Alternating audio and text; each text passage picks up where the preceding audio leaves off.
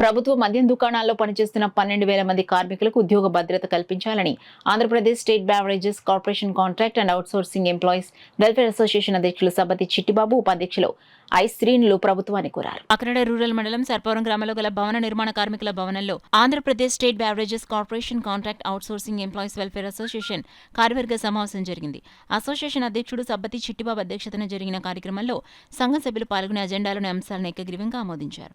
ఈ సందర్భంగా అసోసియేషన్ అధ్యక్షుడు సబతి చిట్టిబాబు ప్రభుత్వం తీసుకొచ్చిన నూతన మద్యం పాలసీ విధానం ద్వారా రాష్ట్ర వ్యాప్తంగా 12,000 మంది అవుట్సోర్సింగ్ ఉద్యోగులు రోడ్డున పడుతున్నారని, ప్రభుత్వం దీనిపై పునరాలోచించి తమకు ఉద్యోగ భద్రత కల్పించాలని డిమాండ్ చేశారు. ఈ సమావేశంలో అసోసియేషన్ ఉపాధ్యక్షుడు ఐ శ్రీను, కార్యదర్శి Veerababu, joint secretary Veerababu, treasurer Suryachandra, media convener Santosh Kumar, సభ్యులు దొరబాబు, సద్గురు గంగారాం, గోపి, కృష్ణ, కాసిం, హుస్సేన్, గోపాలకృష్ణ, శ్రీను, అశోక్ సభ్యులు పాల్గొన్నారు. ఈరోజు ప్రధాన ఉద్దేశం ఏంటంటే మొత్తం సేల్స్ మ్యాన్ సూపర్వైజర్ ప్రత్యేకంగా సమావేశం. ఎందుకంటే రేపొద్దున జరిగే ఈ మద్యం పాలసీ విధానాన్ని ప్రభుత్వం అది గవర్నమెంట్ కాకుండా ప్రైవేట్గా ఇచ్చే అవకాశాలు ఎక్కువగా ఉండడం వల్ల దీన్ని అలా కాదు, ఇన్ని 5 సంవత్సరాలుగా కరోనా టైంలో కనీసం ఎంతోమంది ప్రాణాలు కోల్పోయినా వాళ్ళకి కనీసం ఏ మినిమం కామెంట్ కనీసం వాళ్ళ ఫ్యామిలీకి కూడా ఏ భయం ఇవ్వకుండా న్యాయం చేయకుండా ఇంతవరకు కూడా ఈ 5 సంవత్సరాల్లో మాకు చేయవలసింది ఏ ఒక్క న్యాయం చేయలేకపోయారు.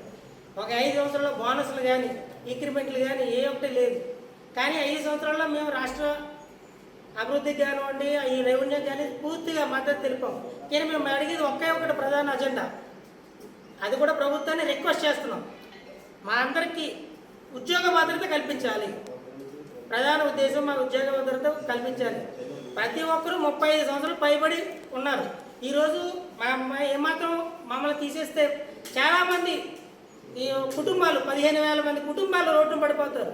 దయచేసి ప్రభుత్వం వారు మా యొక్క విజ్ఞప్తిని నెరవేరుస్తారని ఆశిస్తూ మా యూనియన్ తరఫున నేను అభినందిస్తున్నాను. గత ప్రభుత్వం ఎంతో ప్రతిష్టాత్మకంగా నిర్వహించబడిన ఈ గవర్నమెంట్ షాపుల్ని మేము ముందుండి రెవెన్యూ సుమారు జనరేట్ చేయడానికి మేము ముందుండి ఎంతో ప్రతిష్టాత్మకంగా ఈ షాపుల్ని నడిపించడం జరిగిందండి. మరి ఈ ప్రభుత్వం రాబోతే షాపుల్ని ప్రైవేటీకరణ చేస్తాం, పాలసీ మారుస్తామని చెప్పేసి చెప్పడం జరుగుతుంది. దానివల్ల మేము అందరం కూడా ఆందోళన చెందుతున్నాం. సుమారుగా 12,000 మంది రాష్ట్ర వ్యాప్తంగా మేము ఉద్యోగస్తులు ఉన్నామండి. ఈ 12,000 మంది కాకుండా 12,000 కుటుంబాలు కూడా రోడ్డు పడే పరిస్థితి కూడా వస్తుందండి. అందువల్ల మా ముఖ్య ఎజెండా ఏంటంటే ఉద్యోగ భద్రత మాకు కల్పించాలని, ఇదే విధంగా గత ప్రభుత్వంలో మేము ప్రభుత్వానికి అనుకూలంగా చేసామని చెప్పేసి ఆరోపణలు కూడా రావడం జరుగుతుంది. ప్రభుత్వ విధానాలని అనుసరించేలాగే మేము పనిచేసాం తప్ప ఏ ప్రభుత్వానికి కూడా మేము ఎలక్షన్లో కానీ ఎలక్షన్ డ్యూటీలో కానీ మేము పర్ఫెక్ట్గా చేసామండి. మేము వైసీపీ సభ్యులు అని చెప్పేసి చాలామంది రూమర్లు చెప్తారు, ఇదంతా కరెక్ట్ కాదండి. ఈ ప్రభుత్వంలో మాకు ఉద్యోగ భద్రత కల్పించి మాకు ఏదో విధంగా